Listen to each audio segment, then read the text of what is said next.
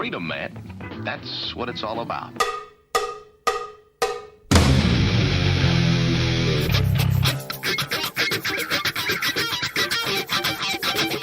You've got to groove on freedom, like the good book says.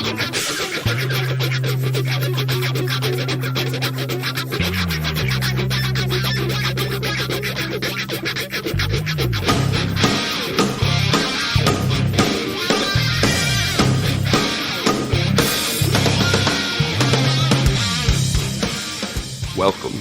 You are listening to What on Earth is Happening.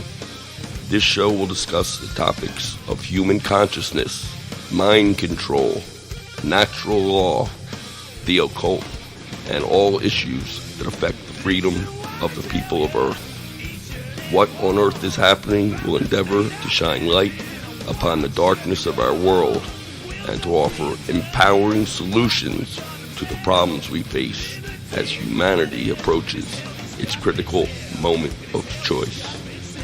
And now, here is your host, Mark Passio.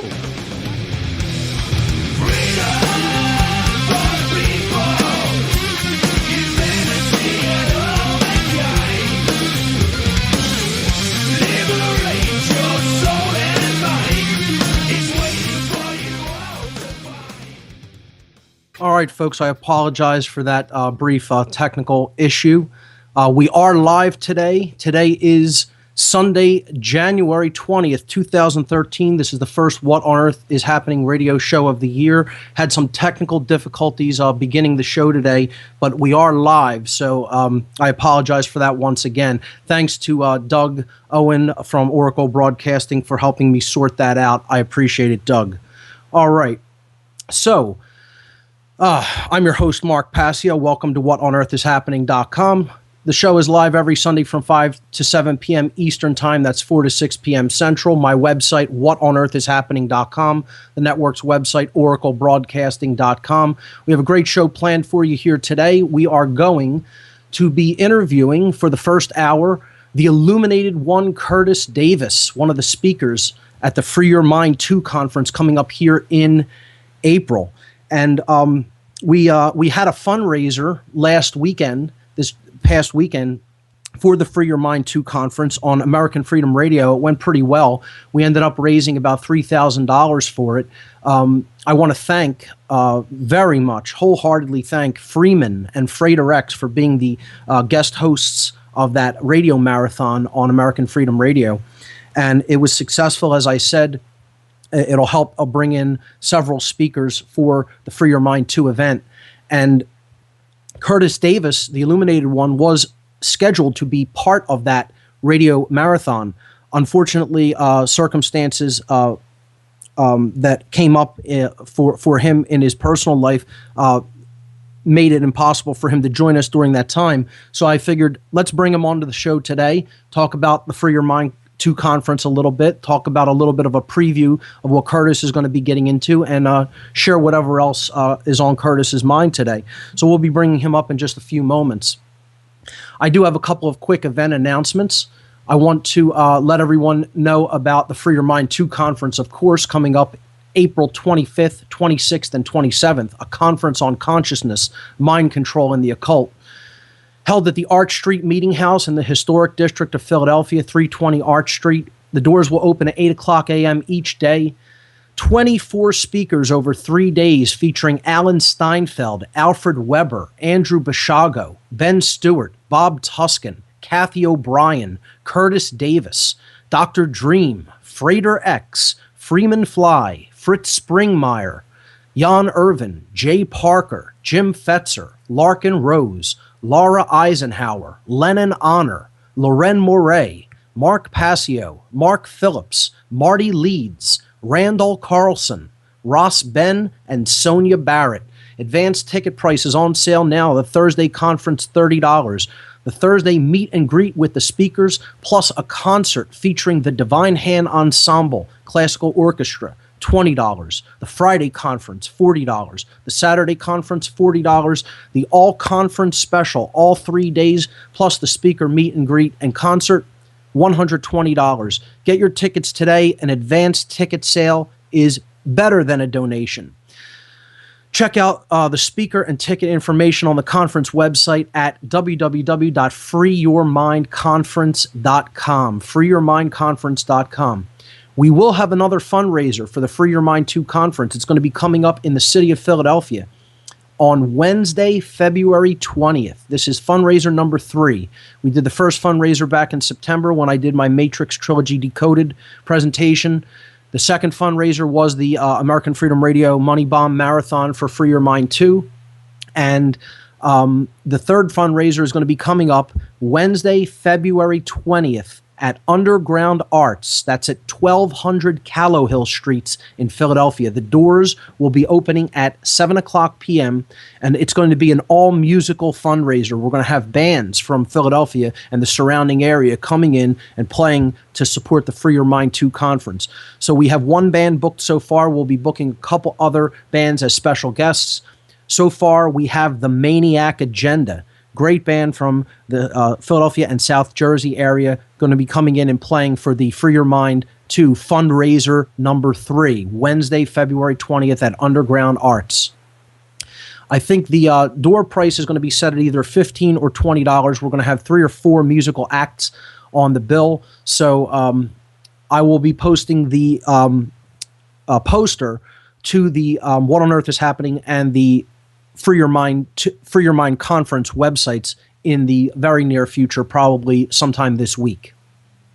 The Truth, Freedom, Prosperity documentary screening and discussion evening, as always, takes place on the last Thursday of the month, and it is held at Essene Food Market and Cafe, which is on 719 South 4th Street in Philadelphia.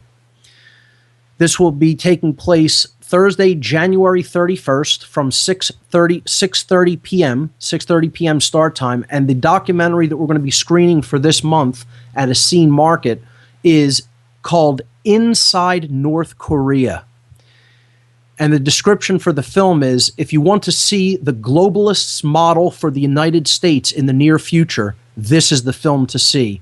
A rare glimpse into the totalitarian regime that currently rules the people of North Korea, filmed with hidden cameras. Understand that this is our future and the future of the world if the sleeping citizenry of America doesn't wake up soon. The documentary film called Inside North Korea, to be screened at Essene Market and Cafe as part of the Truth, Freedom, Prosperity documentary screening and discussion nights on the last Thursday of the month, coming up at the end of this month, Thursday, January 31st, 6:30 p.m. at Essene Food Market. For more information, please check out truthfreedomprosperity.org. That's truthfreedomprosperity.org. I appeared this Thursday, January 17th, on Occult Empire with Bob from Cincinnati. And I did a show on Thelema, the occult philosophy of Thelema, and Aleister Crowley. The show is now up on the news section of What on Earth is Happening. It's also in the latest news items on the left-hand column right now.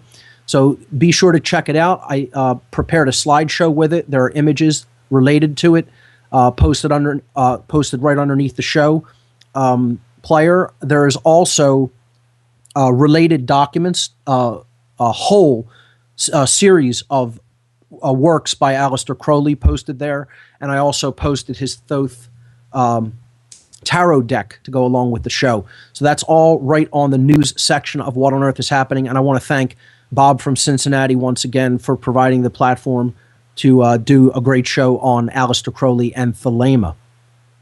The ad-free chip-in for What on Earth is Happening currently stands at $900. We only need to raise $100 more by the end of the month. We have 10 days left to do that, to keep the show ad-free through the February, March, April period. So if you haven't made a donation to that cause, if you feel inclined to do so, there's a chip-in button on the left-hand side of the whatonearthishappening.com website. We only need $100 more to keep the show commercial-free for the 2 hours it's on the air by the end of this month. There's also a general support donation button on the What on Earth is Happening website. Donations can be made via PayPal, Bitcoin, or postal mail via check or money order. So If you value the information that you've heard on this podcast so far, please feel free to make any size donation. Any size donation is welcomed and appreciated very much. So let's see if we can bring Curtis Davis on the air. Again, I apologize for the difficulties that we had during the beginning of the show. Let me read Curtis's bio first, and then we'll try to bring him in. Okay, Curtis Davis, also known as the Illuminated One, is the founder of TON, T-O-N, the Occult Network. You can find that at www.theoccultnetwork.com. He is also the founder and host of Occult Science Radio. You can locate Occult Science Radio and listen to the great podcast that Curtis has done so far at www.blogtalkradio.com/illuminated-1. Illuminated-1, not the number one, spell it out O-N-E.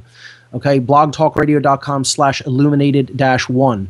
Curtis has interviewed many of the biggest names in the esoteric genre, such as John Anthony West, Robert Bauval, Dr. Carmen Bolter, Lon Milo Duquette, and many others. Born and raised in Brooklyn, New York, Curtis began his study of the occult sciences at the age of 18 after having experienced Christianity and Islam. His search for something more first led him to study Silva mind control and the works of Dr. Nathaniel Branden. Curtis's studies then took him further into the works of Dr. Connie Zweig and Aleister Crowley, as well as the Kemetic sciences. He then decided to share this knowledge with the world via Occult Science Radio, which he launched in April of 2008. In the age of digital content, Curtis then wanted to make this knowledge of the occult science, take this knowledge of the occult sciences to the next level. And so he founded the Occult Network. Curtis Davis currently resides in New York City. All right, let me see if I can bring Curtis into the call.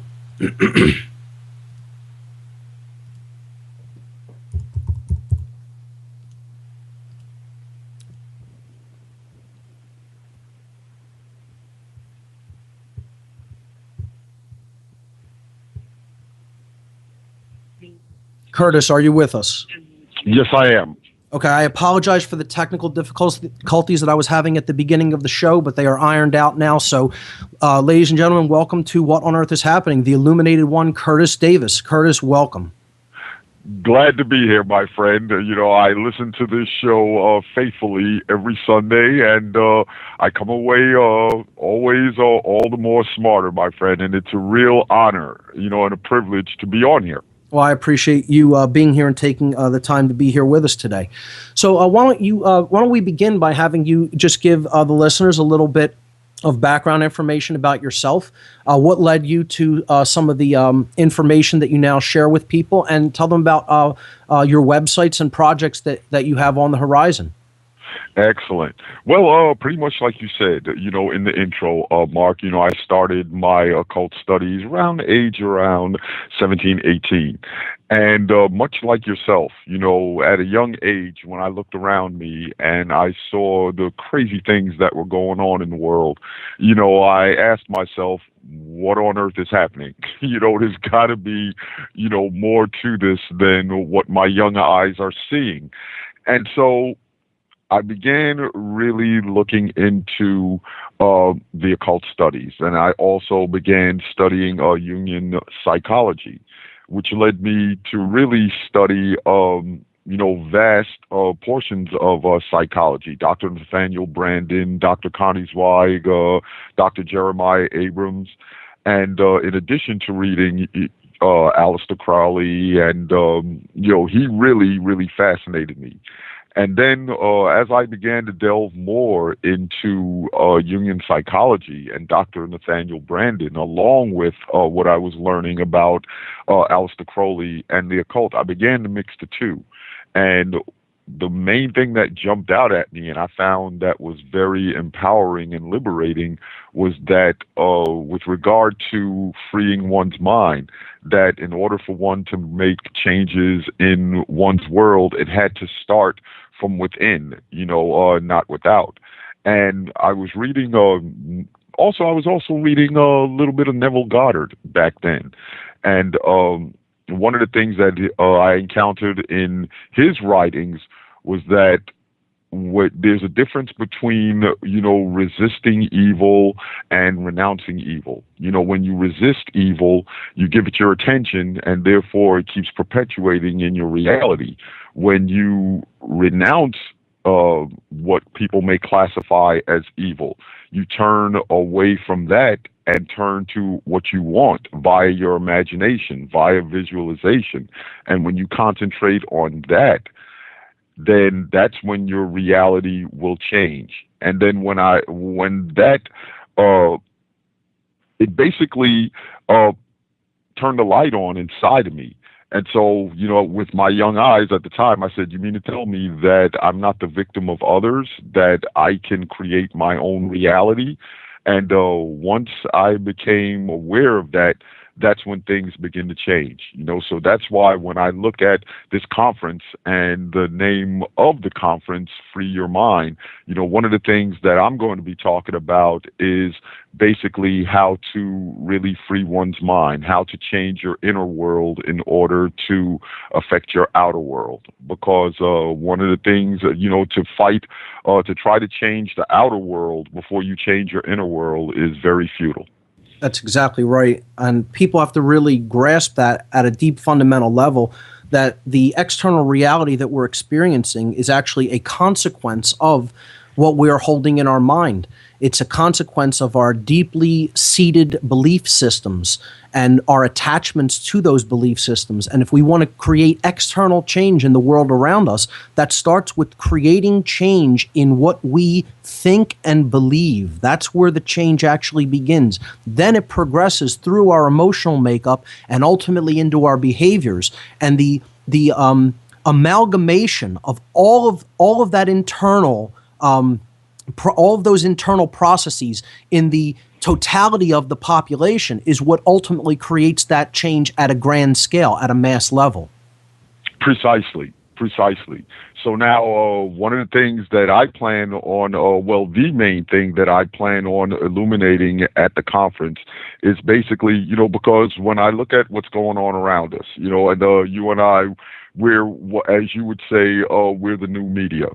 And when I look at things that are being thrown around, like the Illuminati and Al-Qaeda, and things of that nature, those are all just fear tactics being used by the mainstream media to keep people in a state of powerlessness, helplessness.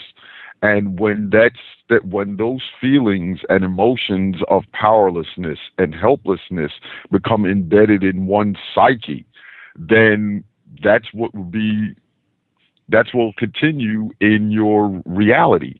So it's basically something to keep people really scared all the time. And they want people to believe that you have no control over your reality. As long as you believe that there's an Illuminati out there, there's a hidden hand out there that's controlling things and is keeping you helpless, then you will feel that, you can do nothing about it.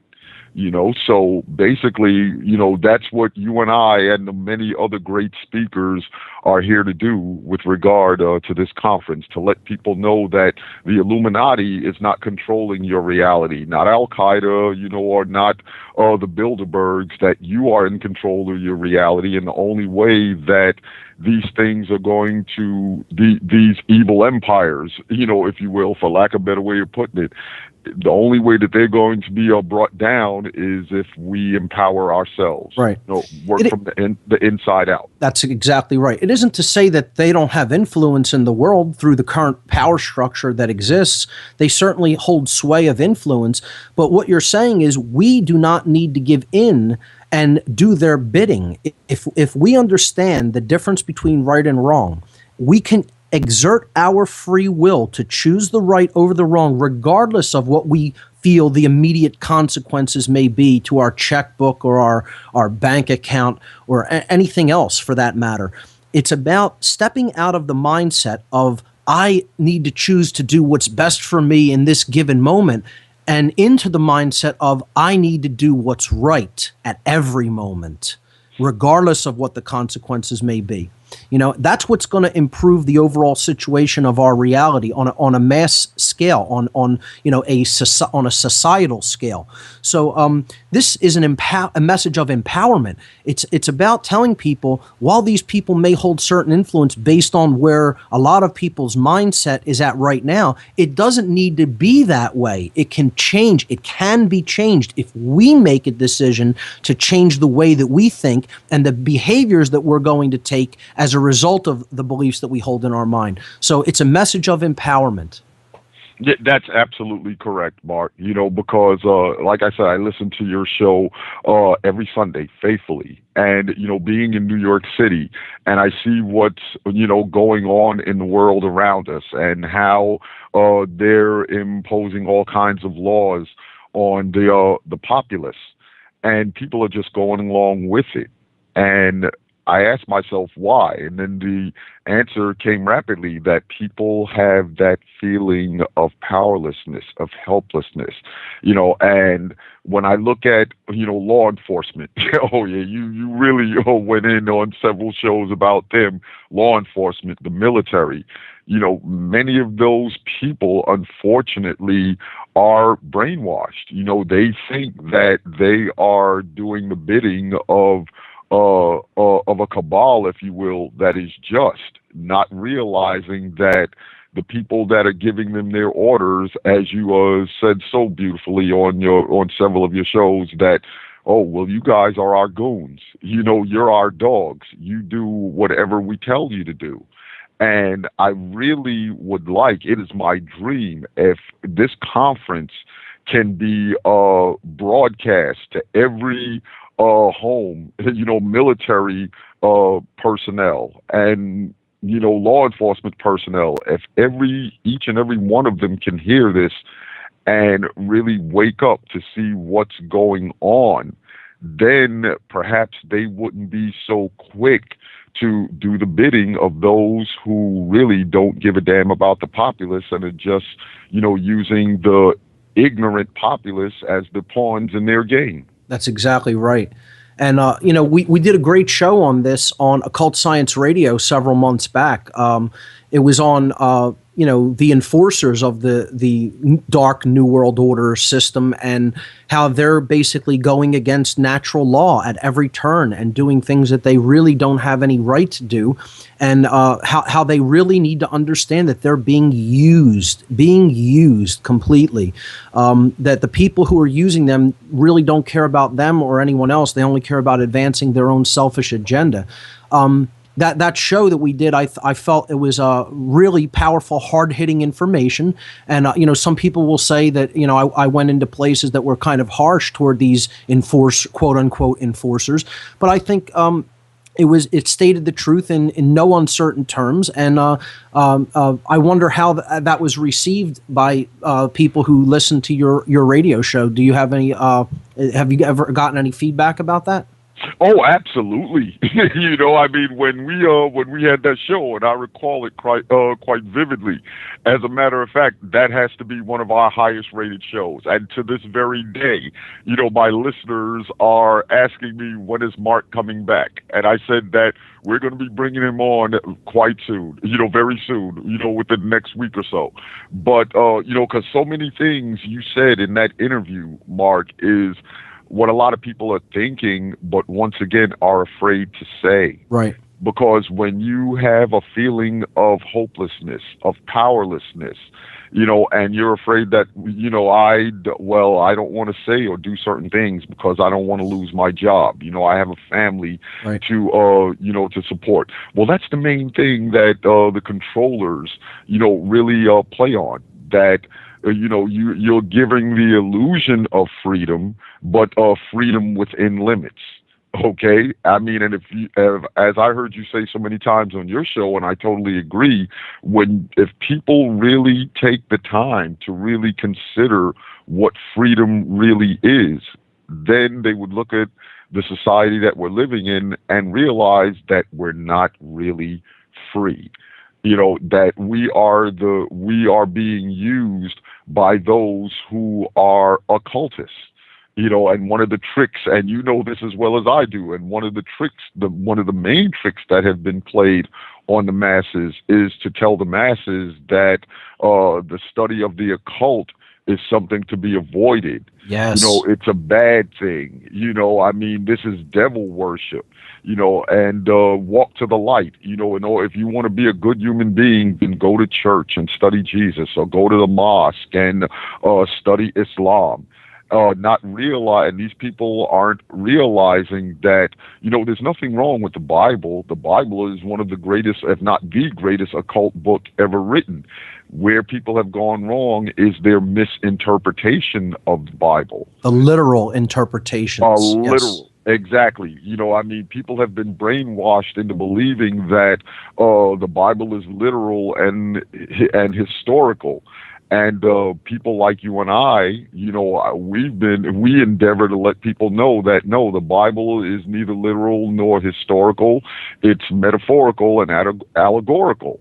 The Bible teaches you who you are, and the powers of the mind, the powers of the occult. So what the controllers want to do, and they've been doing for a very long time, is miseducating people as to what how the Bible is to be interpreted. And that's how the church has become so strong in our society, on people's fear and miseducation.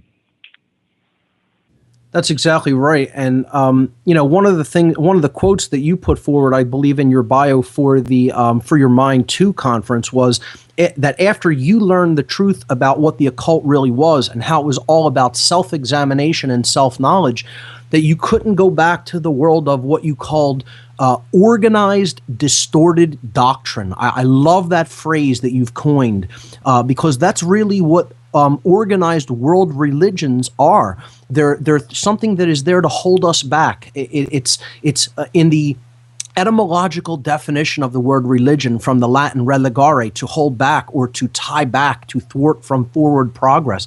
That's what the distorted literalist doctrines of organized world religions are doing, instead of encouraging people to go deeper within themselves and find the true spark of the divine that lies at the heart of every individual, and to explore the self at a much deeper level. And that is indeed what the occult studies are all about. It's about hidden knowledge, and ultimately it's about knowledge, deep knowledge of self, and how to go within and understand that we are part of the totality of the all, and that everything is ultimately a manifested part of the underlying unified field of reality.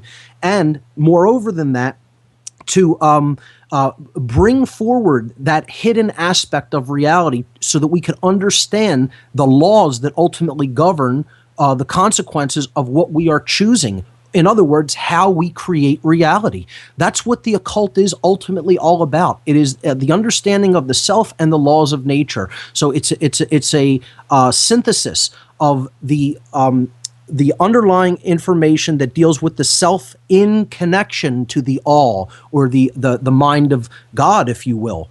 That's what occultism is all about, the studies of the hidden laws of nature and the self. And that is exactly what the controllers do not want us understanding, because if we understand that, we can't be controlled by them. That's exactly right. Because once you teach people that their power is outside of them, that their power is some guy in the sky or some bad guy in the ground, then you already have disempowered them. Because then once, as above, so below, once you have people believing that even their spiritual power is outside of them, then naturally, what are they going to do? They're going to look at man and various governments and this agency and that agency as having power over them. And even the Bible tells you that once you begin to empower yourself and realize who you are, that no weapon formed against you shall prosper. So now, as we begin to evolve, as people begin to get this information that you, myself, and so many others are really trying to bring to the masses, especially those great speakers that are all going to be at the conference, then these people, the controllers, they'll start shaking in their boots, because now people are really coming into the true knowledge, that there's no external God in the sky or no external demon in the ground, that everything and everyone is within, that what you're looking at right now is a reality that you created. So now when we look at our reality, and if we see that we are being controlled by outside forces, or what we perceive to be outside forces, it's because somewhere in our inner world, in our psyche, we believe ourselves to be powerless, to be helpless, and that something outside of us is stronger than us, can conquer us. So once we really get that into the minds of the people, then there won't ever be a 9/11 bombing. There won't be any more wars.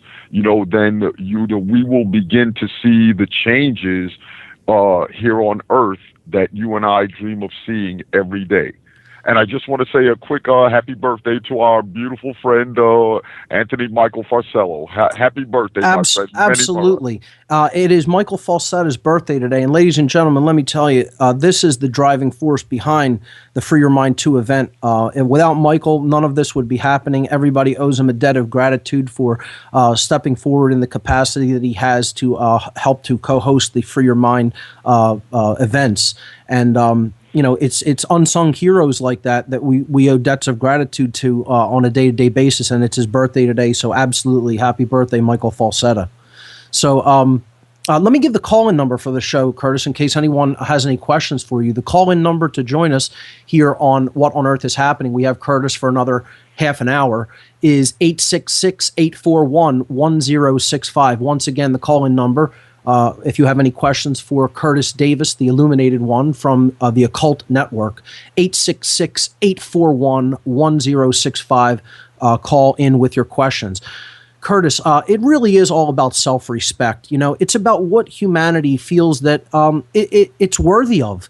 You ask so many people, well, can humanity truly be free and live without rulers, without government that is about violence, controlling them? And so many people just have such a low opinion of humanity and themselves that they think, oh no, human beings are too evil, they're too bad, this is our nature, and that it has to always be like that, a relationship of masters and slaves. I mean, I can't even imagine that this is how most people think, but, I came on the air and I tell people, it's true. More people, unfortunately, think like that than not, because if more people didn't think like that, the world wouldn't be the way that it is today. We wouldn't have these power structures running our lives, basically, and threatening us with violence if we don't do as they say we must do. Give me your take on how you feel self-respect plays into that whole dynamic. Do you concur with that, and do you see it that way? Oh, yes, indeed. Because with self-respect, when you have a high level of self-respect, then that's going to radiate out into your environment. Because then you're going to have just as much respect for the people and things around you. Right. And when you have people thinking that, well, I'm helpless, I can't do anything about what's going on around me. I'm just a victim of it. Okay, whatever laws they pass in Washington, D.C., I just have to go along with it. And the main thing here that has really gotten our society into the mess that it's in now is that people unfortunately began to adhere to man's laws instead of universal law. Yes. And in my mind, when you talk about the fall in the Bible, no, it's not God casting Satan out of some mythical, or fictional heaven. To me, I interpret the fall as when man began to follow the laws of man instead of following universal law. Yes, absolutely. I couldn't agree more. I think that's a great take on what the fall is ultimately all about. The fall into ego is when man started believing that he was the maker of the law, capital L, and he wanted to subvert the laws of creation with his own law.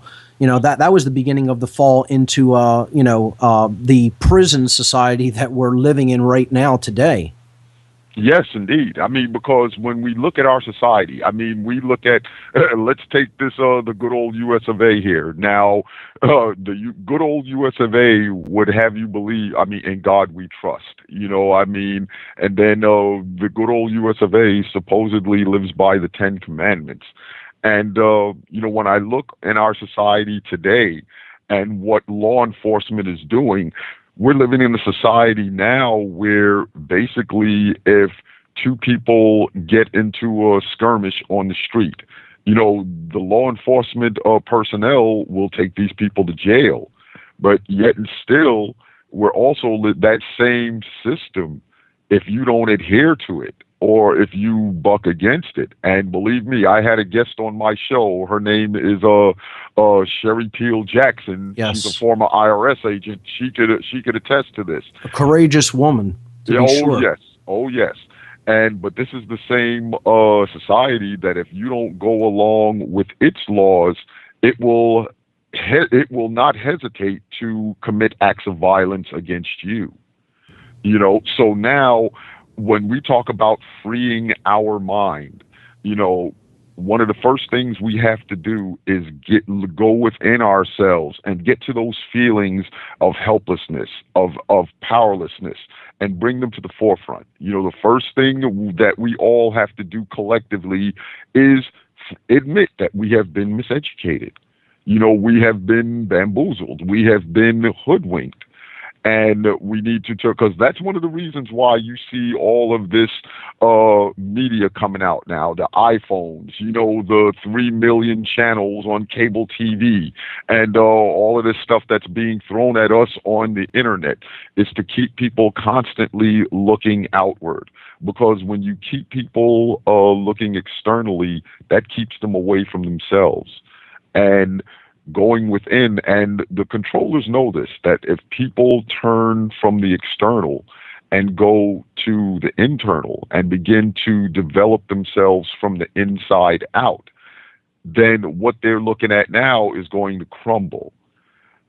So basically when I look at all that's being done in society today with these, these mass shootings, it's basically to keep people looking outward, so now in order to truly free our minds, and I've learned a lot about how to do this from reading the works of Dr. Nathaniel Branden and reading a great book, Romancing the Shadow by Dr. Connie Zweig.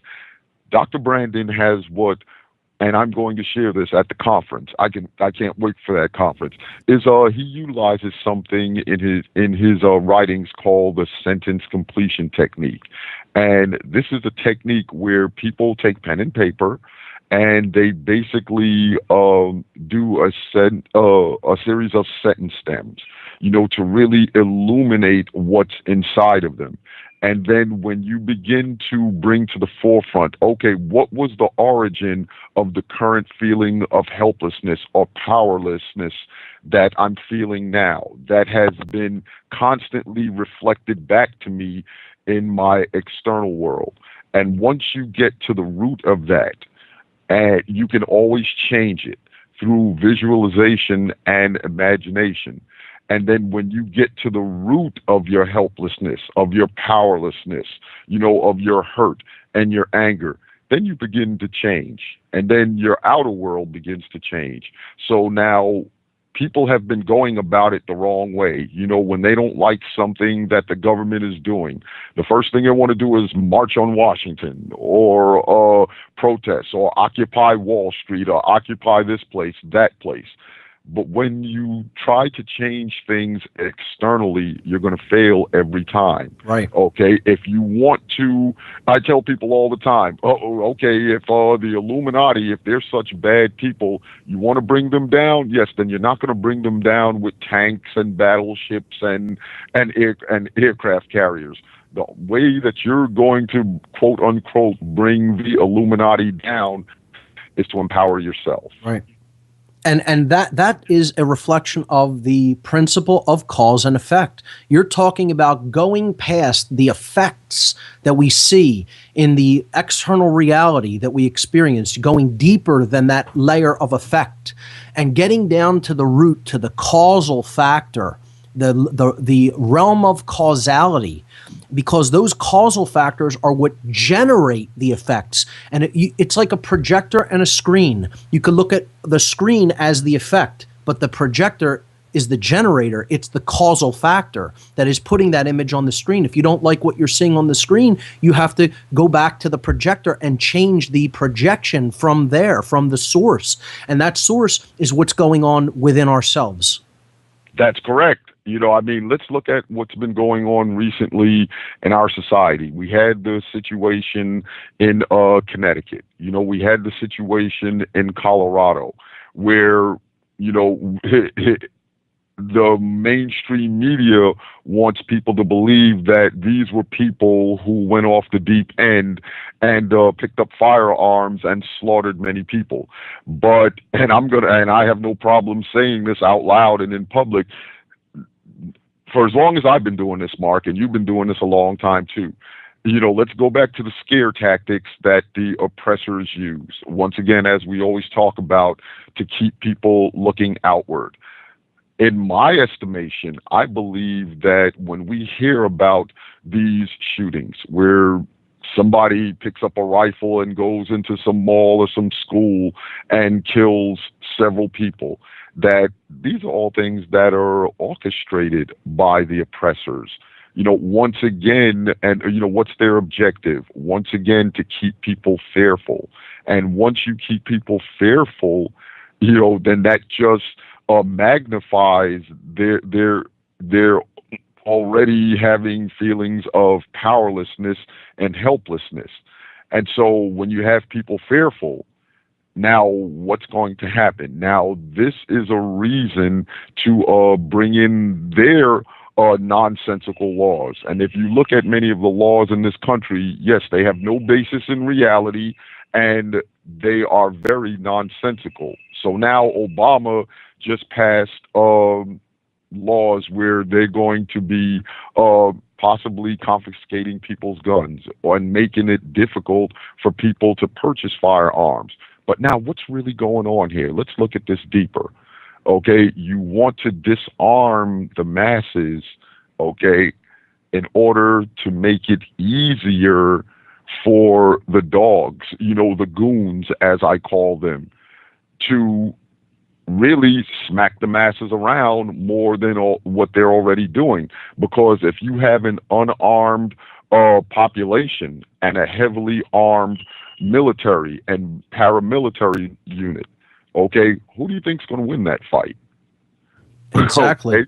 Okay? So now if you have people who are unable to defend themselves, okay, because I'm in New York City, and let's not kid ourselves. We have a lot of people out there who are behind that badge and that gun who do not utilize it to help people.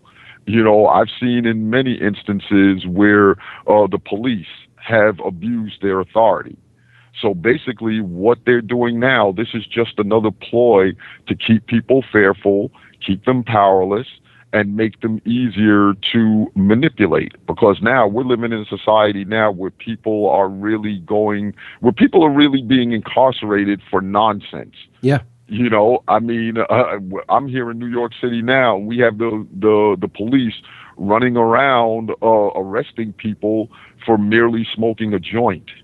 Curtis, I just took a look at a little mini pamphlet that law enforcement in this area sends around to different locations. I got it through a friend, and it was mugshots of people who have been incarcerated recently, and basically over 75 to 80% of those people were put in jail for non-violent quote offenses, okay, non-crimes essentially, where they did not harm anybody else, just arrested for the possession of substance and or other things that had absolutely nothing to do with the actual hurting of another human being. And that's what the jail cells in this country are full of. They're full of people who have actually done no harm to another living human being, and their freedom has been taken away nonetheless. And there are so many people who think this is acceptable and that's okay. And all they're doing is condoning the theft of the freedom of other people. Just like I said last week on the air, this whole place, Earth, has become, it doesn't have to be like this, but it has become, because of what we have turned it into, a prison for thieves. And all the people who are being trapped into this prison are either committing theft or condoning theft. The people, the police who put these people into jail cells, and the judges and the politicians, they are thieves. They have stolen something that doesn't belong to them, those individuals' freedom. And all the people who support that, who think that that's okay and is somehow moral when it is absolutely not, are the condoning. They condone theft. And that's why they're in this planet, which is, I called it the planet, which is a prison for thieves. The prison planet is a specific kind of prison planet. That notion of the prison planet, like Alex Jones coined, has been around for a long time. But it's actually a prison for thieves. That's the specific type of prison that it is. I want to get your take on, my view of that I put out there last week, and I totally agree with you on your point that police aren't doing this to protect anybody. They're revenue men for the new king, which is called government, and all they're doing is out there doing things that they have absolutely no right to do in a large proportion of what their job is all about. There's, a small portion that they're doing that is taking a violent criminal and making sure that they're dealt with. But as far as the vast majority of what these people are doing, they have absolutely no right to do it. And it's putting people into this prison faster and faster at a faster rate. And the people who are condoning it are part of that process. Your take on that? Oh, yes, I agree. Once again, this is your classic case, Mark, of man attempting to raise his laws above universal laws. So now when you begin to incarcerate people for trivial things, what are you creating? We're living in a society now where extensive background checks are done. And in many instances, if you've been arrested, even for something as small as being in possession of a marijuana joint, okay, that's going to come up on your background check. And most likely what's going to happen, you're not going to get the job. So now what are they doing to people now? They are creating a society. And mind you, people, we are not talking about some third world country. We're talking about the United States. This is going on right here in the United States. So when you begin to incarcerate people in large numbers, and smear their names, if you will, what's the cause and effect here? Now you're going to have a large populace out here that is unemployed. And then once people are unemployed, they cannot secure a job. Okay, people are going to do what they have to do, Mark, to survive. And in many instances, unfortunately, people are going to resort to, quote, end quote, illegal measures to make money. And then if in the event, while they're doing whatever it is they're doing to make money, once again, the law enforcement personnel is going to catch up with them again. And then they're going to incarcerate them. So now, once you're incarcerated, what are they doing? They're taking all of these inmates and using them for free labor. Forced labor, that's right. Forced labor. And I saw it up close and personal because I was a state correction officer in the largest prison system in the country, okay, the Texas Department of Criminal Justice. And when I saw how they were taking these inmates and bringing them out to fix the highways, clean the highways, and clean the streets, that's when it all became clear to me. Because now, instead of having to pay some city worker to fix a pothole, why we'll just get inmates to do it and pay them 5 cents an hour and get the same amount of work done. Now, does that sound like the works of a just government? As a matter of fact, absolutely not. And as a matter of fact, I would go so far as to say it's no different than something like Auschwitz or Sobibor or Treblinka or any other forced labor camp that has existed before in totalitarian regimes. We may not be exterminating these people or working them to death, but we're still making them basically do this work for slave labor wages. And also that takes work out of the circulation in the population at large, so other people are harder pressed to find jobs, and it's completely immoral. And this is all it's a different form of slavery, especially for all the people who have been put there for absolutely no offense to another human being. They have not actually caused harm or broken universal spiritual law. They have simply broken this thing which is called man's law, which is the arbitrary whims of politicians and the financiers that ultimately own those politicians like puppets. And it's completely immoral, and it's no different than any other forced labor camp in history. True. I mean, my thing is you can't legislate morality. I mean, even when you look at drugs, okay, in my estimation, and I'm quite sure many people out there will agree with me on this, whatever drugs are out there, it is our right. This is our body. This is our mind. If we want to ingest whatever drug is out there, as long as we're not doing it at the expense of someone else, we have a right to do with our bodies what we want. Right. And anything short of that is slavery. I mean, you know, like the prison system that you're talking about, that is all about forced labor. That's a form of slavery. Making a claim of ownership on the body of another person and telling them what they may or may not put into their own body is a claim of ownership on the person's body, and that's a form of slavery. And people they can't see it as such. It's amazing that they can't understand ownership at that level to understand that that's slavery. I talk about it all the time: taxation, property taxes, all forms of taxes. It's slavery. It's saying your labor belongs to me. I'll take the product of your labor at whatever value I happen to set at my whim, and you have to pay it. Otherwise, I'm going to do violence to you or put you in some kind of a prison cell. And that's called slavery. That's the definition of slavery. I challenged people a couple of weeks ago or last week. I forgot when it was. Call in and tell me what value, what number, what percentage is it not slavery anymore when you're telling people you have to give this amount of the product of your labor to me for whatever reason I say it's going to be used for, no matter how humanitarian or socially just I claim that usage is going to be. And I'm going to say 10% has to go to me. You must tithe 10% of the product of your labor to me. Is that not slavery just because it's 10%? 100% we all recognize that would be slavery, but what number is it not slavery is my question. Exactly. That's why I implore people, anyone who's out there, who's within earshot of this broadcast, April 25th, 26th, 27th in Philadelphia, Pennsylvania.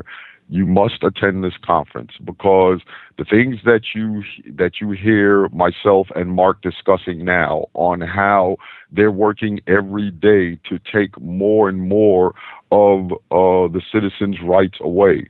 Come to that conference, because you have a very powerful lineup of people there that have the answers. This isn't a conference where, we all just get together, have cocktails, meet and greet, and spew a bunch of rhetoric, and everybody walks away and is still as clueless as they were when they walked in. No, my friends. If you go to the website, the Free Your Mind Conference website, and you take a look at the lineup of speakers that are going to be present at that conference, I guarantee you that anyone who attends that conference, if you walk away from that conference still feeling powerless, still feeling helpless, still feeling that you can't fight City Hall, you can't fight the government, then you sat there for 3 days and you didn't listen. Whole worldviews are going to be changed as a result of what we're going to be doing this spring. That's the goal of the Free Your Mind 2 conference, to shift and change entire worldviews in people's minds and get them out of their state of learned helplessness and empower them. That's what it's ultimately all about. Curtis, we have a couple of minutes left. I want to give you the floor, have you tell the listeners more about your website and radio show and anything else you want to share with the listening audience. The floor is yours. Thank you, my friend. For those of you who are interested in hearing my broadcast as well, Mark has been a frequent visitor on there and is getting ready to be on the show several more times, because we're brothers in the struggle, if you will.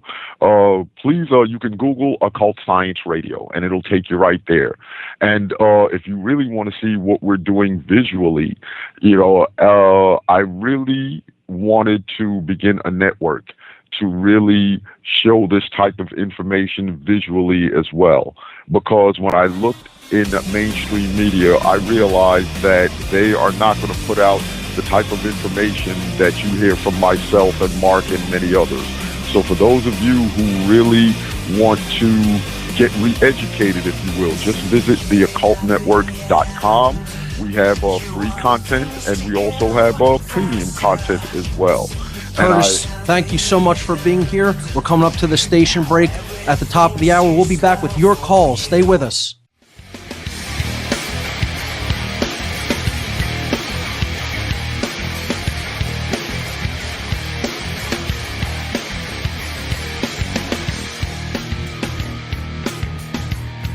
All right, ladies and gentlemen, we are back. You're listening to What on Earth is Happening here on the Oracle Broadcasting Radio Network. I'm your host, Mark Passio. My website, whatonearthishappening.com.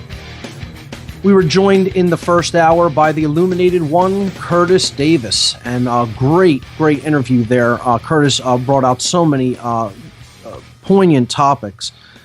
It's going to be a pleasure to have him as part of the Free Your Mind 2 conference coming up here in Philadelphia in April, on April 25th through 27th.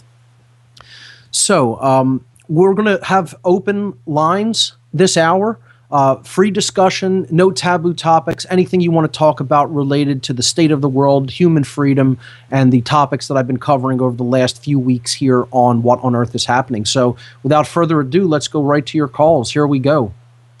Ivan in Phoenix, you're live on What on Earth is Happening. Welcome, my friend.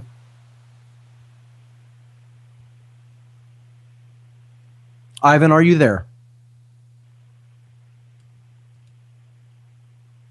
Okay. Looks like we're having a problem with the call. So, Ivan, if you're listening, give us a call back and I'll try to put you through. Paul, you're live on What on Earth is Happening. Welcome. Paul, are you there?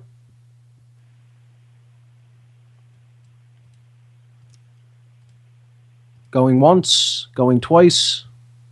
Okay, not sure what's going on. I'm hoping this isn't a problem with the switchboard. Let's see. Nathan in Arizona, you are live on What on Earth is Happening. Welcome, Nathan.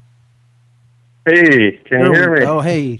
We got 1 out of 3. Okay, yes, you're live. Welcome. Okay, yeah, no, I was on hold with you guys, and I had another call come in, and just made it in time, I guess.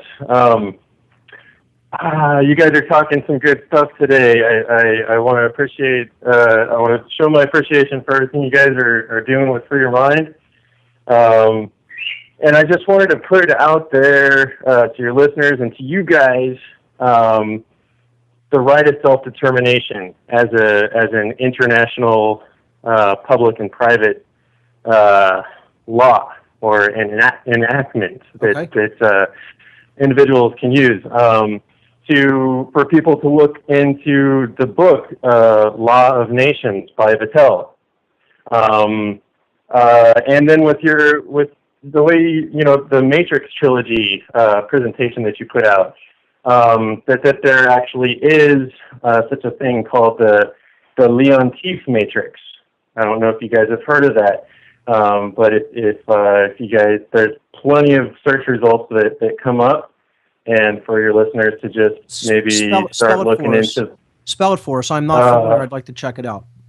I'm mopping and I'm not close to it. It's I think it's just Leontief. Okay. And I can't remember the guy's first name, but it has to do with economics, and supposedly it was implemented into what we've got going on today. So there really is kind of a matrix going on here, and as far as what I've read, and it's just a really interesting subject, and I would love it if people would check out The Right of Self-Determination, The Law of Nations, and the Leontief Matrix. I just want to put those guys out there into the air. Absolutely. Right? Thank you for that. Thank you. You got it. Bye. Take care. All right. Let's try to go back to 905 area code. I believe this is Ivan in Phoenix. Welcome. Hi, Mark. Hello, Ivan? Mark. Yes, I Mark? can hear you.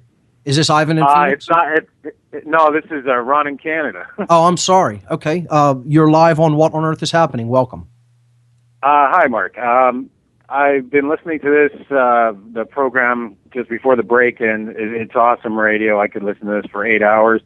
I wish I didn't have to listen or call into a radio show to actually have these kind of conversations with people.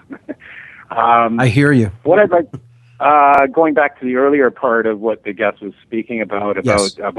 finding your inner self, and this is a solutions-based show. I'd just like to offer some of the things that I did, just in case people aren't, aware of how to go about this, because it's been a few years of doing this for me. But I think the first thing you got to do is get rid of all the stupid distractions in your life that are out there to make people mindless. Right. For me, it was like getting rid of things like sports betting, television, partying, useless hanging out. And then the other thing that you should do too is just humble yourself. You need to learn to humble yourself and realize that you're just one little thing in this great universe. And I think you can take a lot of lessons from nature, like stop and watch a spider weave a web. You stand there for 5 minutes, it's the most amazing thing, because you're learning patience, you're learning diligence, like how hard they work to make this beautiful thing. Right. Nature puts all these lessons out for us. The other things you can do to empower yourself, like to change your diet, like you've spoken about, and this sort of thing. Yes. I'm going to be getting into actually finding wild edibles. Study some of that stuff. And gradually you're empowering yourself because you're becoming more self-sufficient. That's right. Right? Absolutely. And it's all about stepping into the flow of creation and making a connection with the natural world again, as opposed to being wrapped up in the artificial world, which is the matrix that exists all around us, that is there to control us. Nature has given us all the things to give us lessons out there, which is your animals and your plants to survive off of, and these sorts of things. The other thing is too, like, you realize what you're doing in your own life with your own behavior. And some of the worst things that I find out there that people get caught up in is gossip and rumors.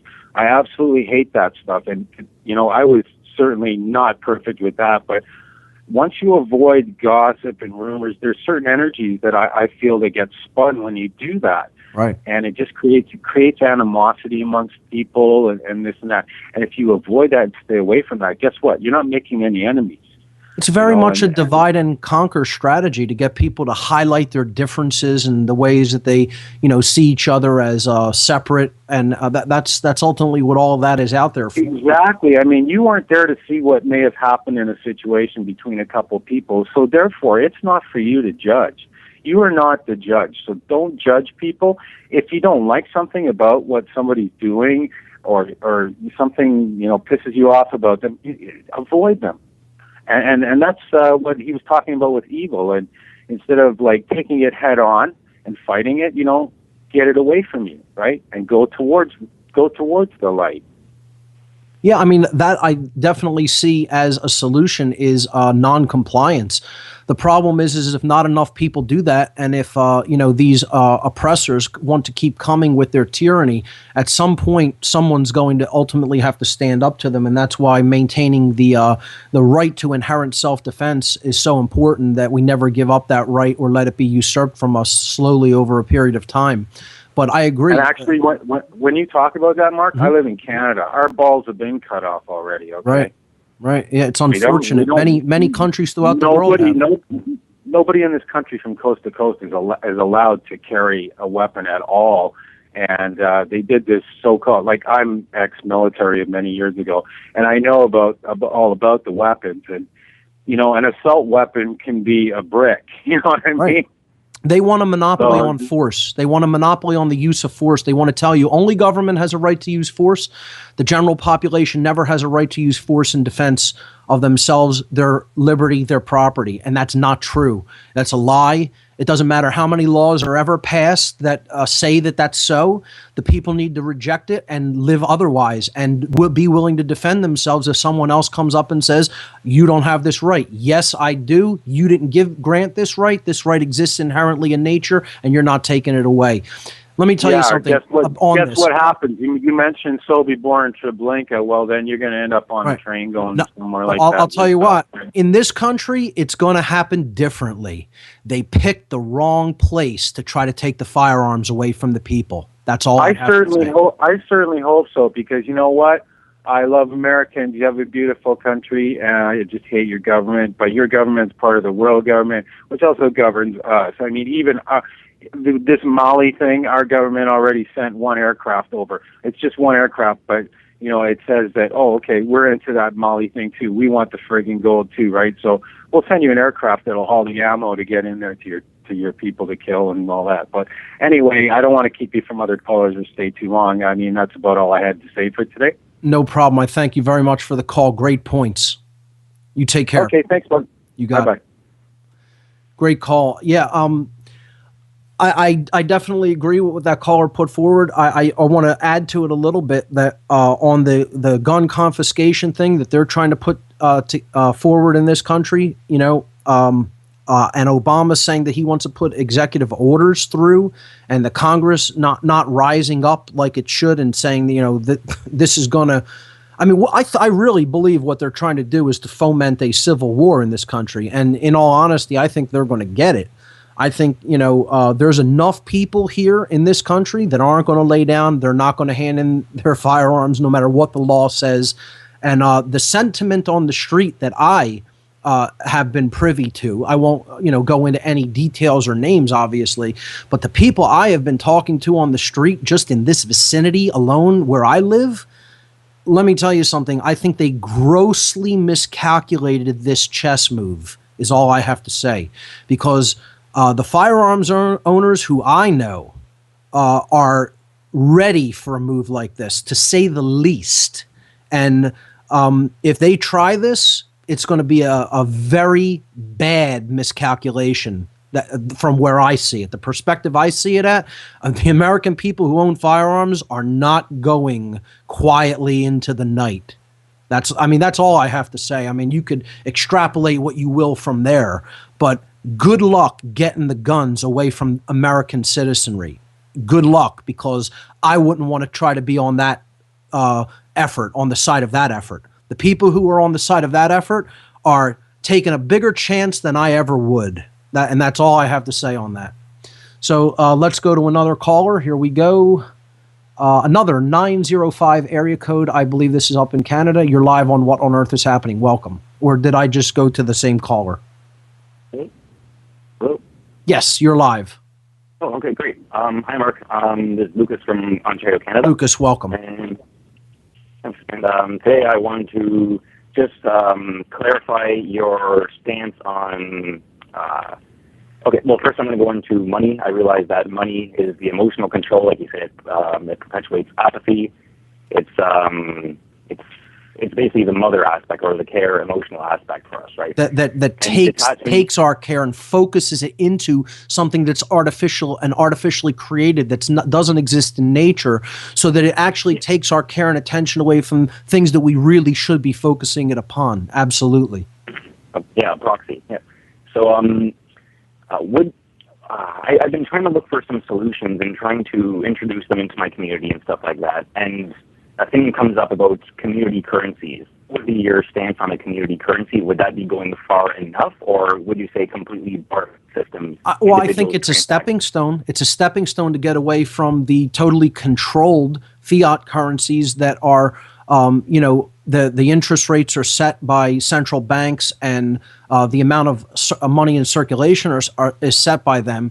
And these immoral people, these immoral controllers, are using this as a boom and bust cycle for basically seizing all liquid assets within a society. That's really how fractional reserve banking ultimately works, as a stepping stone to neo-feudalism in a nutshell.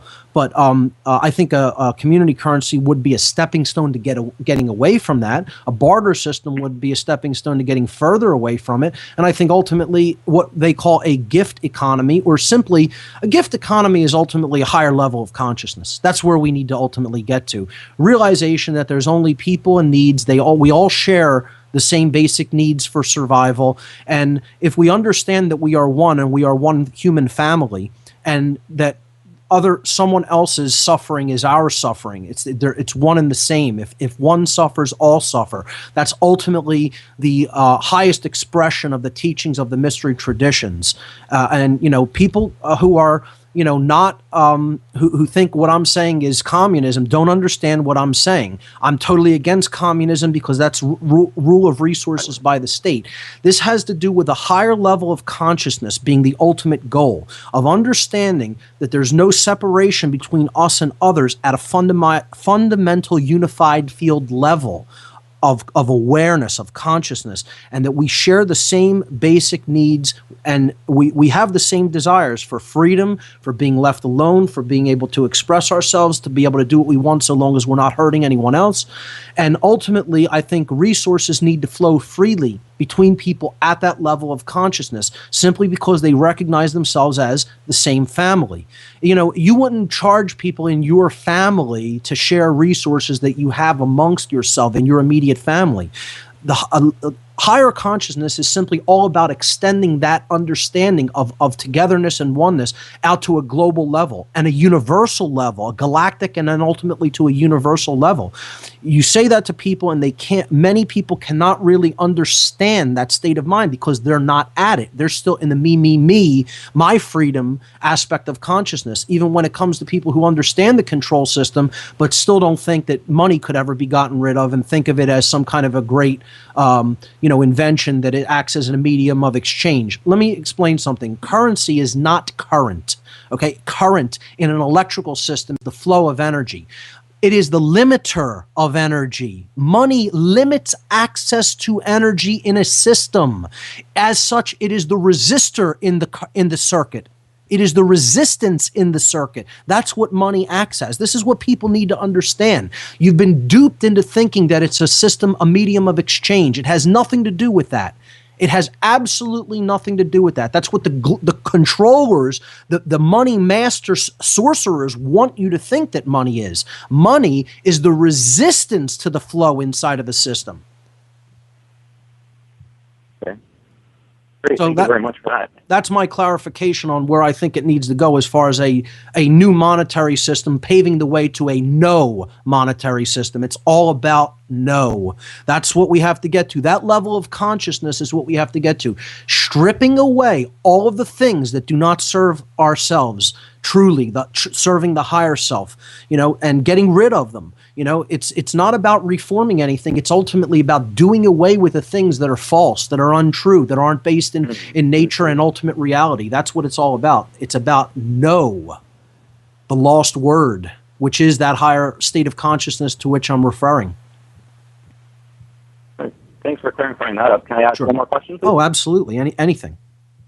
Okay. I've been trying to introduce some of these ideas to a lot of people in the school, and as well just generally in these Occupy movements and all these other, I wanted to just clarify on that, socialists and collectivists, but that's what they are. Yeah, many. I wouldn't use a blanket statement. There's some within that movement that do understand, but yet you are correct in general, to make a generality, which I'm okay with. That is true for the majority of people within a movement such as the Occupy movement. I kind of stated my stance on this a little bit last week and on other shows earlier, that they're a movement that, they have good intentions, but they don't have enough knowledge. They need to do their homework more, particularly about world history and about really the occult. Many of these people are completely ignorant of the world of the dark occult and don't understand that that's ultimately what's running things behind the scenes. They're very ignorant of occultism, secret societies, mind control, think tank organizations, and their machinations in world affairs. And they just really need to go back to the drawing board and do more homework and read more books, quite frankly. As harsh as that may sound, that is the case. I understand they have good intentions, but without deep knowledge, good intentions pave the way to hell, as they say. So continue. Me, the way that I see why they're trying to justify collectivism is because of the whole man-made global warming. And this is being pushed in the schools, in the whole Occupy movement. Yep. And they got people so terrified that the world's going to overheat and we're all going to sorry about this, right? We're all going to die.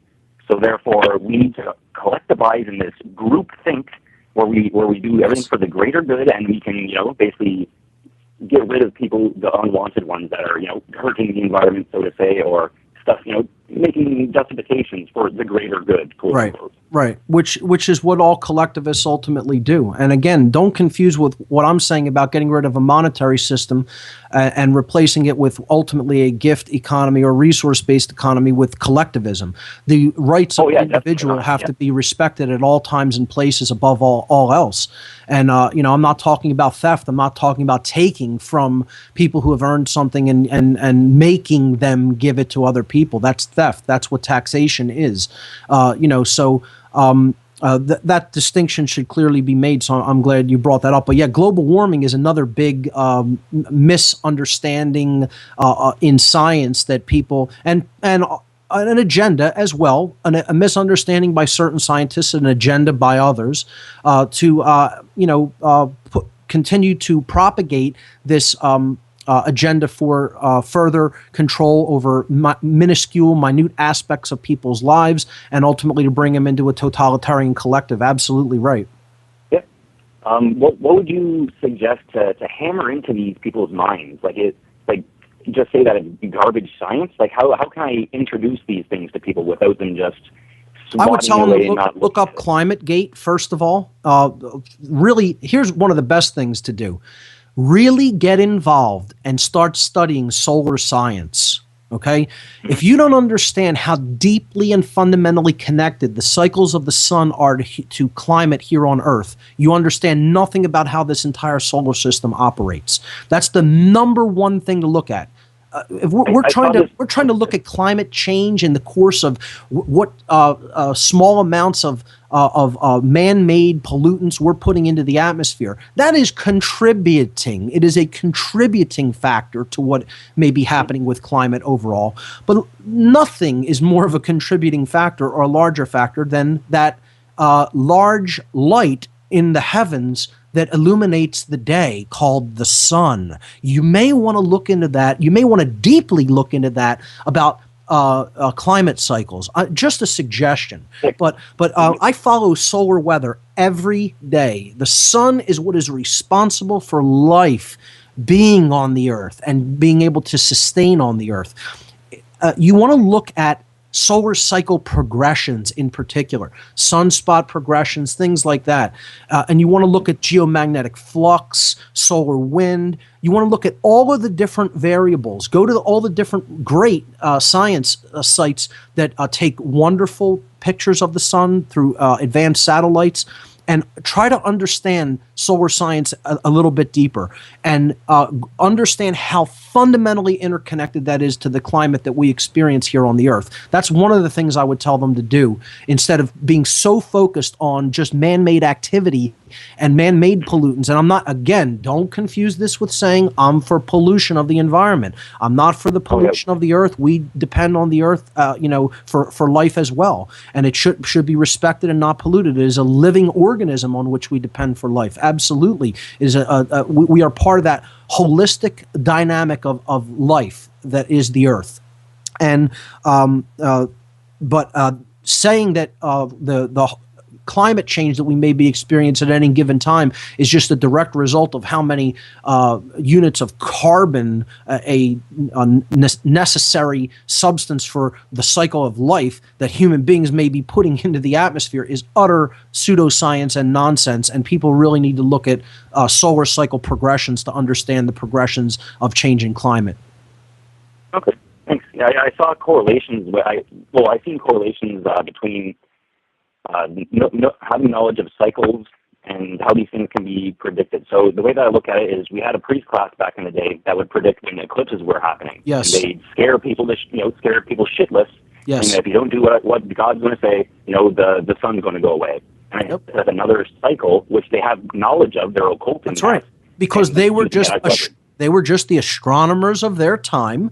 The rest of the people were ignorant of that science, and that knowledge could be used as a weapon against the ignorant. That's how occultism, that's how dark occultism, let's caveat that with the word dark, that's how dark occultism operates. Exactly. Great point.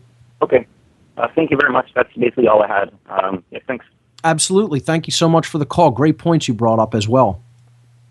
Always have the best callers here on this show. I've say it time and time again. The points that they bring up are right on target and hit home and get to what people really need to understand. So thanks for the calls. Let's try Paul or Gillis Paul. It says on the screening. Yeah. Yes, you're live on What on Earth is Happening. Welcome to the show. It's Mark, actually. My name is Mark. So I want to talk about a way to demystify occultism, like you mentioned that earlier. Sure, go right ahead. And one way I was thinking of, and lately I've been pondering on this, is the idea that the logos is really the way of explaining the human condition. How knowing the words themselves is a way to know Yes. what's taking place. Like, you talk about the law of attraction and the law of causality or law of correspondence, but really they're just the words themselves. Causality, attraction. If you just know the word, you understand that it's a constant in the universe. That's right. And like he was talking about distractions earlier, and how distractions, that's the law of attraction right there. That's right. And boy, do we have so many of them in today's modern society. People are just trapped in that maze of distraction, and it's preventing them even from myself, seeing the real. Yeah. Yeah. And it's hard not to be affected. Even TV being turned on, I can't help but turn my head towards it, and you just have to have a really stern mind. Just if your mind is weak, you'll easily be affected by it. Yep. Now, for economics, I wanted to mention that Charles Eisenstein is a really good source. He wrote The Sacred Economics, and he talks about gift giving. Okay. Interesting. I really recommend that book. I've highlighted it. Give me his name one more time. Charles Eisenstein. Okay. I will look into it. And he was just talking about... that's another thing. So many listeners bring to my attention many things I have not been aware of myself, and I do go in and research the things that listeners bring to my attention. So thanks for that, definitely.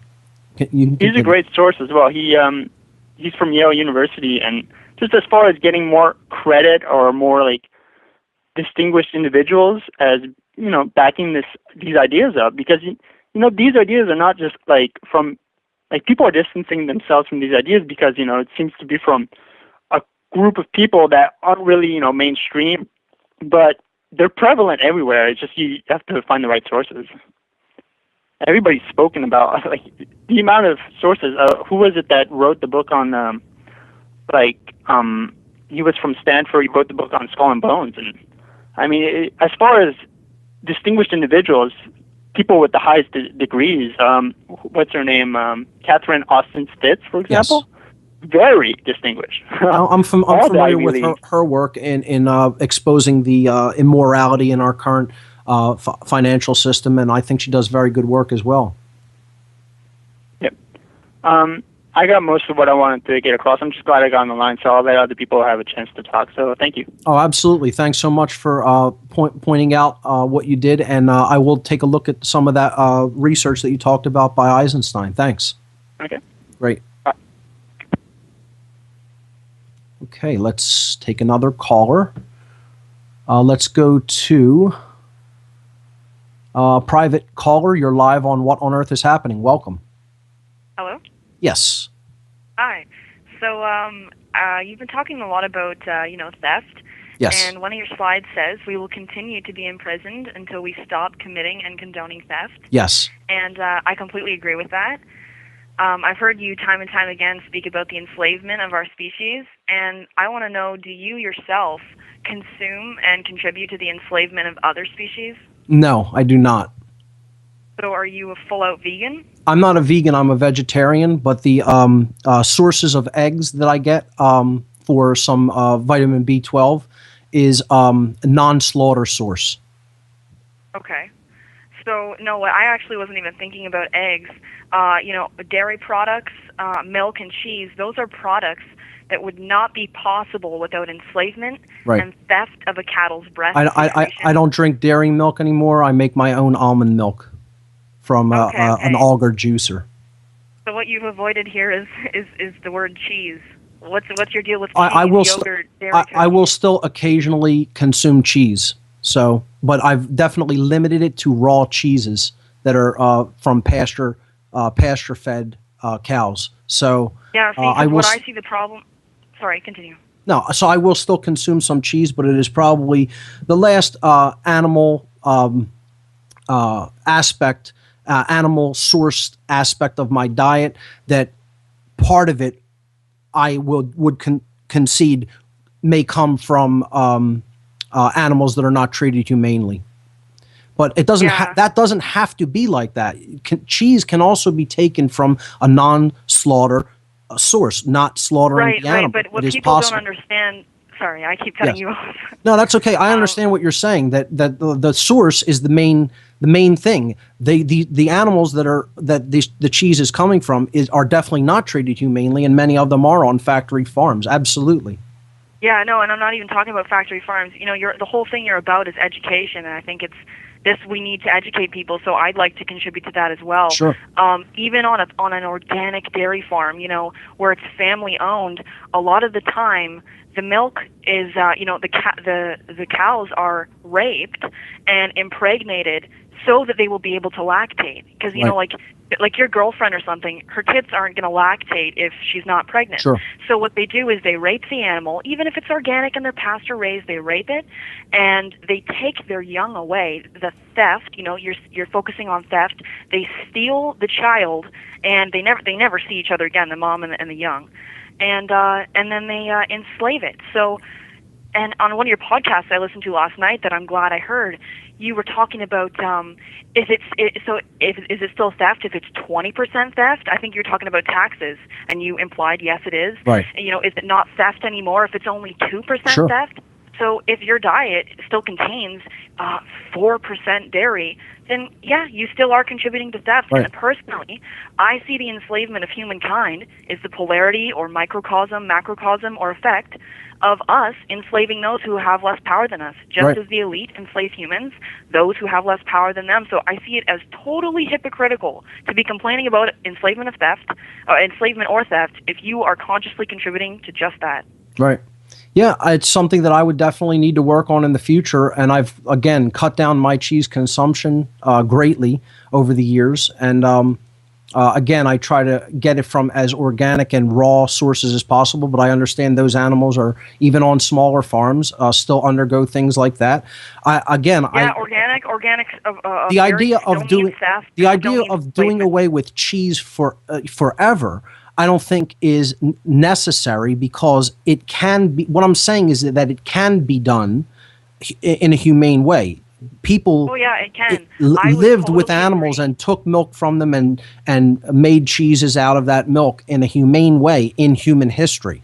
It's just we need to go away from these farming methods that we've seen these animals as simply resources and production mechanisms, and go back to treating them as life. Instead of as commodities. So what I'm saying is cheese can be made properly, and eggs can be taken from chickens properly.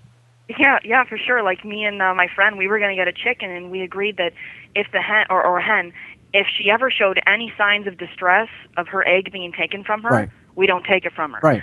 But if you're getting eggs from a humane source, there have been hens who freak out and have like they're traumatized for like 6 hours clucking around looking for their eggs because they're not ours to take. And I can guarantee you that the organic raw cheese that you're getting, theft was involved, enslavement was involved, and I challenge you to find any farm that says, oh, we let the mother hang out with her young and she doesn't get separated and the young does get to taste her mother's milk once. It doesn't happen. Yeah, I'm in total agreement with what we preach, and I think we need to be a little bit more consistent with what we have problems with, because there's no room for hypocrisy on what on earth is happening. Right, and again, I concede that can still taking place and going on, and I concede that I still do partake in the eating of cheese. But no, not the eating of cheese. Just take responsibility. You partake in enslavement, and I think you're amazing. I recommend you to so many people. Your website is awesome. You are part of the reason I woke up.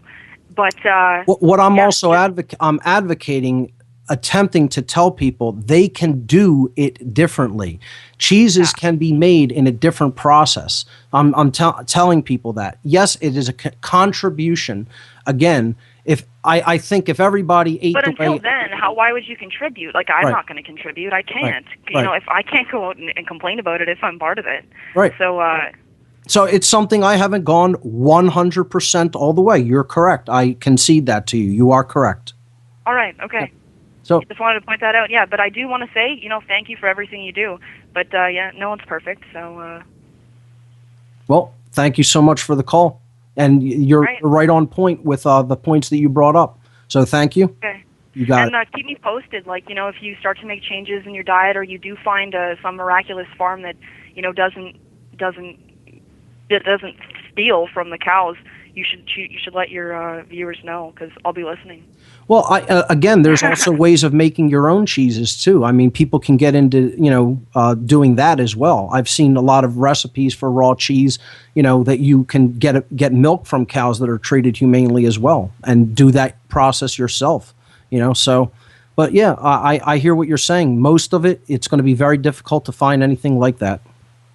Yeah, I don't think there's one out there. Right. All right. Well, thanks for having me. You got it. Take care. All right. Bye. Bye-bye. Yeah, and this goes to the principle of correspondence, that, as we contribute to things that ultimately are in some way contributing to enslavement of life, that's going to be reflected to us in proportion. I definitely think if more people simply began the process of going toward a diet that didn't include the suffering of animals in a larger way, like stopping eating animal flesh, we could maybe move the consciousness of humanity forward to a point where we could get farmers not to treat other animals like that, cows for the production of milk or chickens for the production of eggs, and use those biological processes of life, which again I don't see as inherently something that mankind shouldn't be using, but not in the ways that we are currently using them, in the ways that we are currently procuring them. So the caller makes a very valid point, and I thank her for that. So here we go. Let's take another call. Also a private caller. You're live on What on Earth is Happening. Welcome. Hello. Yes, you're live. Hello, Mark. Who am I speaking with? This is Bart from Poland, the awakened one. Welcome. Hello. Great show. Thank you. Basically, I have a few technical questions related to the COS that you were participating. I wrote a couple of mails, yeah? But I would to ask you about, for example, the gradation level about the phases. Is it myth or fact? Repeat one more time. I didn't quite catch. You said, is it myth or fact that something, a degradation of... I couldn't quite understand. No, graduation. I mean the experience level. Graduation. COS. Yeah. The phases. Yeah, there is the phase 1, phase 2, phase 3, and phase 4. So my question is this fact or myth.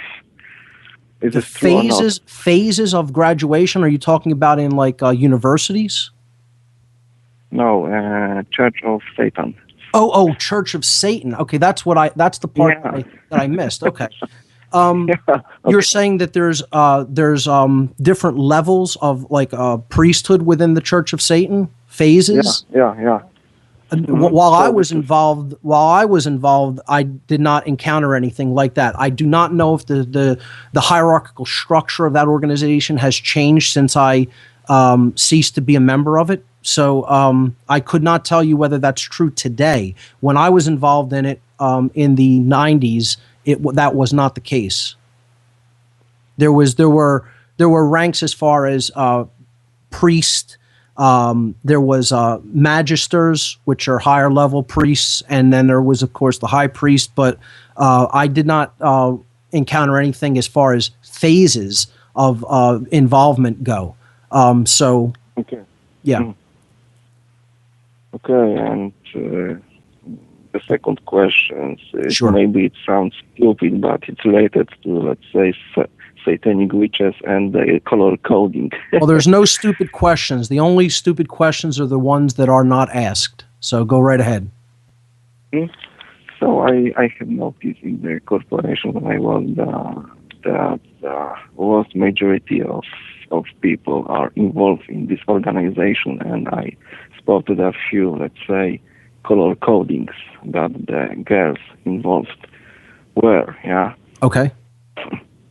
So, for example, it's a combination of white and black, red and black, yellow and black, and let's say cyan and black, yeah? Yeah, I definitely know what you're talking about here. There is a science of color and color combining that is spoken about within dark occult orders and circles that to elicit particular reactions. You could look into the science called Markotone to understand some of how this operates, but also there's just resonant frequencies that resonate with certain modes of consciousness. So if you want somebody to pay attention and simply accept, if you want a concept to go to the subconscious so that it may resonate there, it may fester there, if you will, or be planted there as a seed, you would want to use a lot of blue hues. Okay, so the news, you'll notice on the news, the nightly news in any given area, on television, they'll use blue frequencies when they're telling you stories in the news because they want you to accept the worldview that they're propagating and putting forward. Reds will often be used to incite action or to...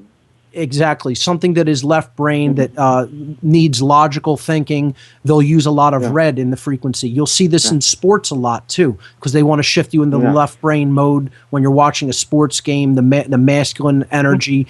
You'll see a lot more reds used in sporting events and things like that. But even in dress, this also has to do with modes of dress. So yes, colors are definitely spoken about as being important in dark occult organizations and are used accordingly. So that is true. Yeah, so I'm dealing with the real Satanists. Great. As far as the first question about phases go, again, you would have to ask someone that is involved today. Again, I was not privy to that, at least at the level of involvement that I was at. Okay, but according to that, how to behave if we have suspicions that somebody is from this organization?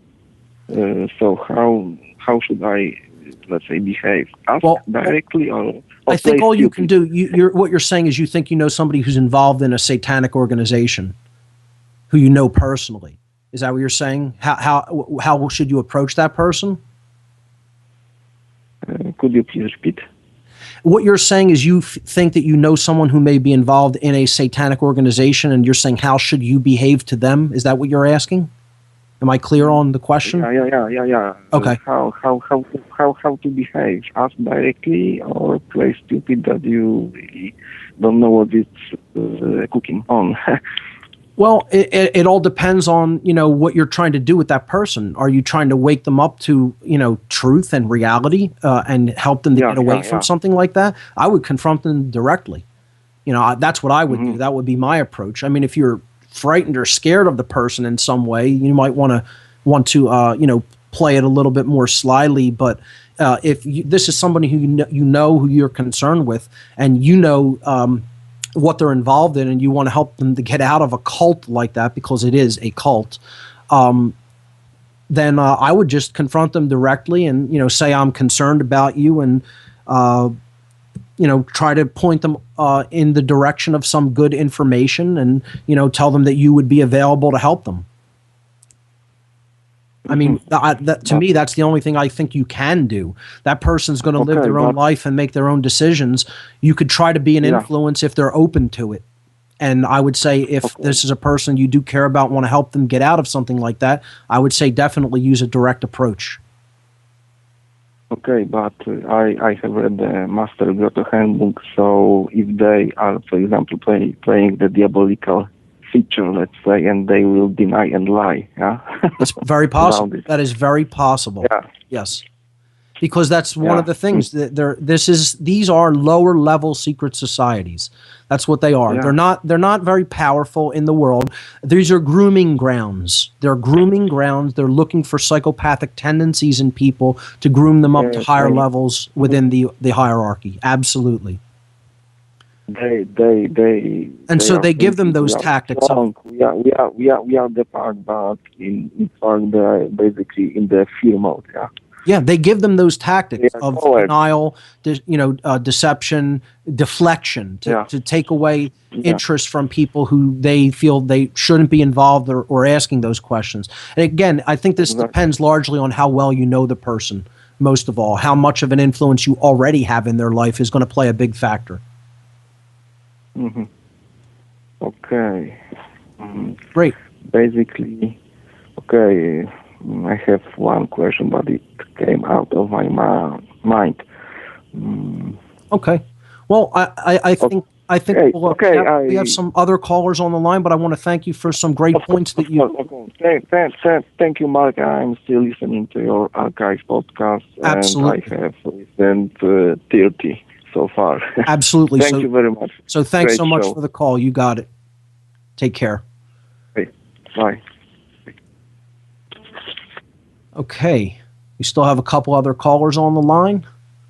Let's go to Russ in Minnesota. You're live on What on Earth is Happening. Welcome.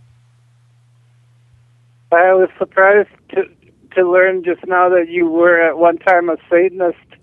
Now, when you were practicing that, was it part of their view that you should attempt to, consciously attempt to try to do evil deeds?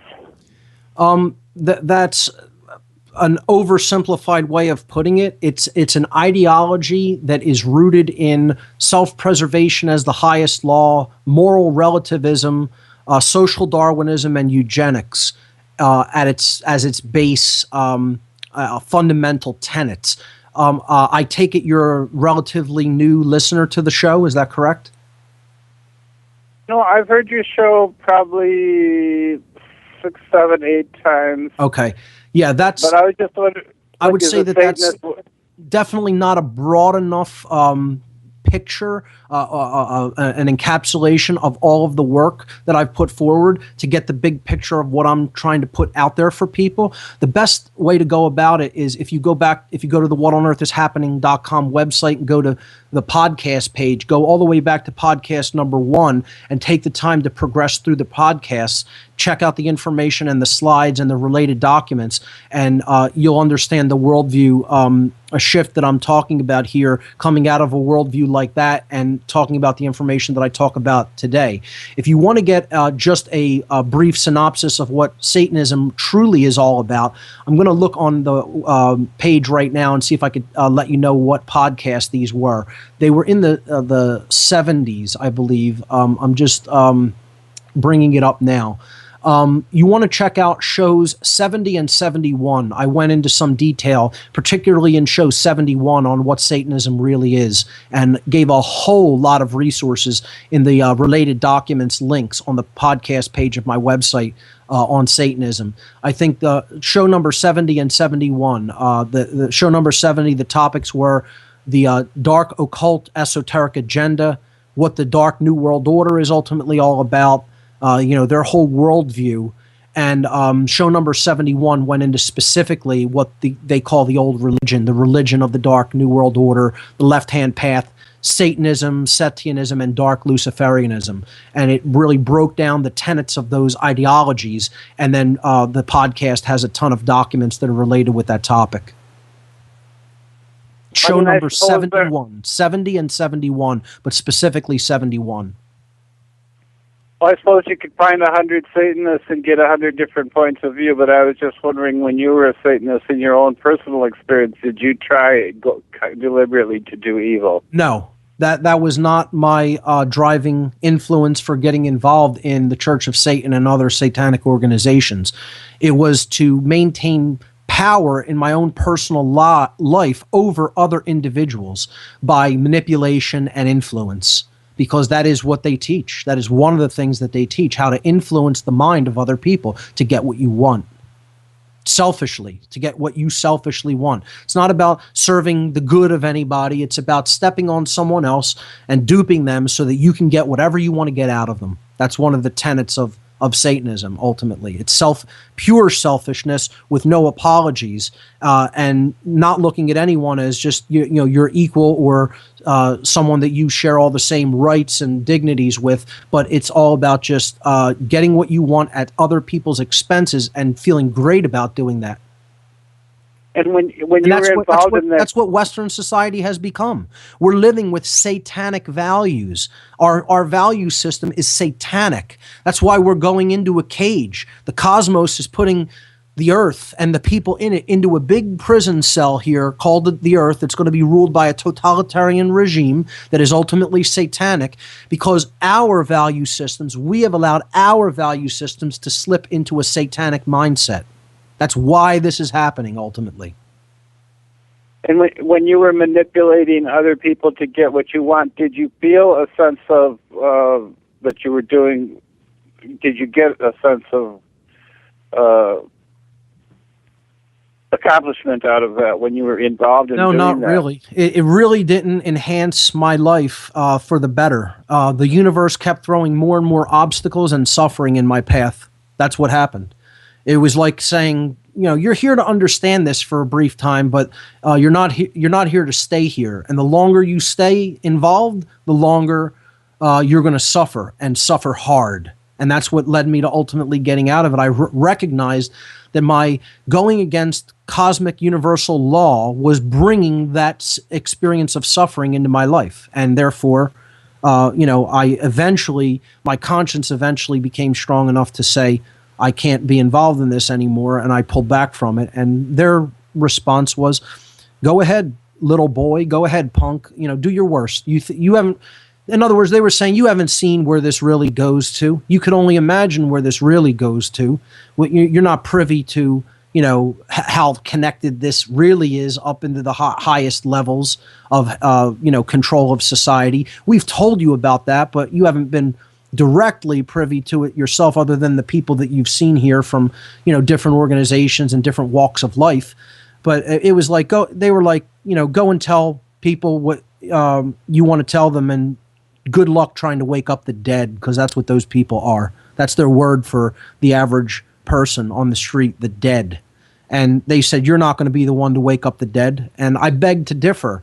The work that I have already put out is helping to wake other people up, and it will help other people to get themselves awake to the extent that they can help to wake the dead. So again, it's another miscalculation due to an overinflated ego and a sense of godliness already, when they're not God, and they can't see every single thing that comes down the pike, and they can make mistakes. So because they're human, and they're less than human actually, because they're psychopaths who are running the whole satanic hierarchy, and that's something that's even less than human. They just have to put human beings into a smaller level of consciousness than they're already in to get them to be manipulatable, to their forms of mind control.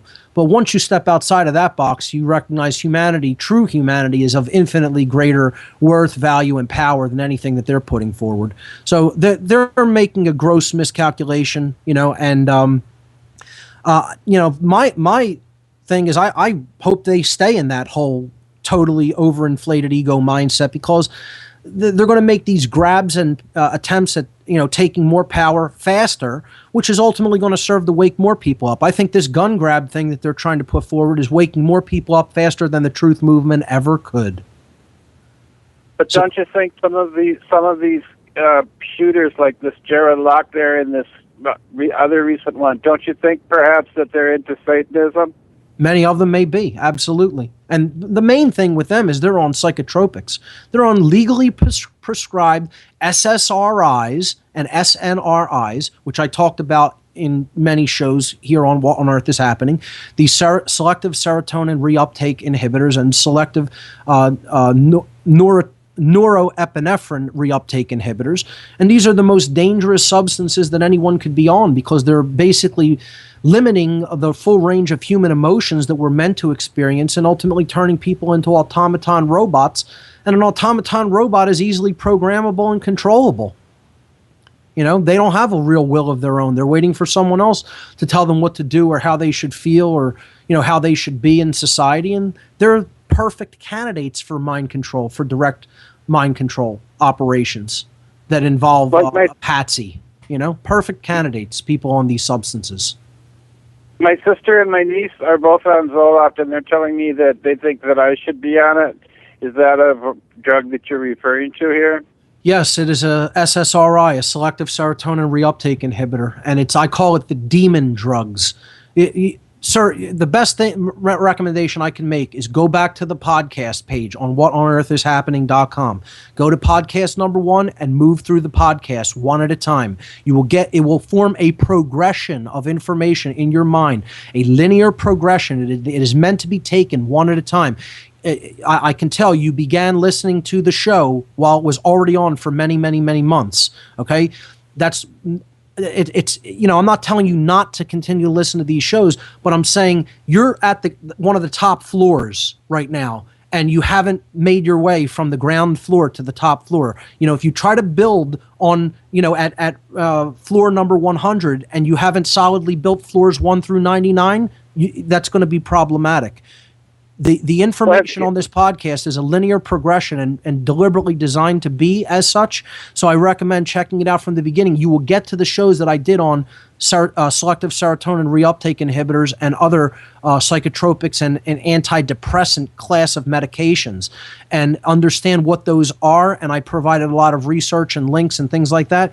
So that's all in the podcast archive. Just go to whatonearthishappening.com, click on podcast, and all of those shows are there. Just go back to number 1. They're all up there for free. You could download them to whatever device you want to play them on as well. That's my recommendation to you.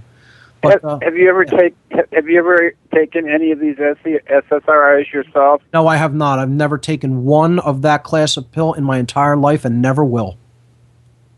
They're one of the most dangerous things you could start putting into the body.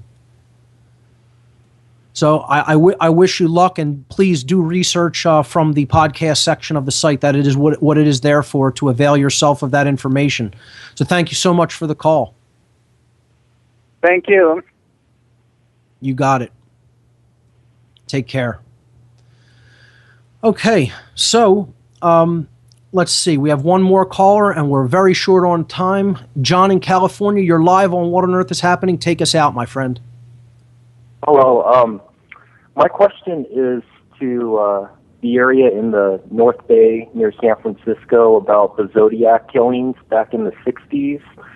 How a lot of people have based it on just one killer. Mm-hmm. And I think that it was government propaganda, how it was satanic, how a lot of these military men were on SRIs, and how they were power-driven to kill some of these victims.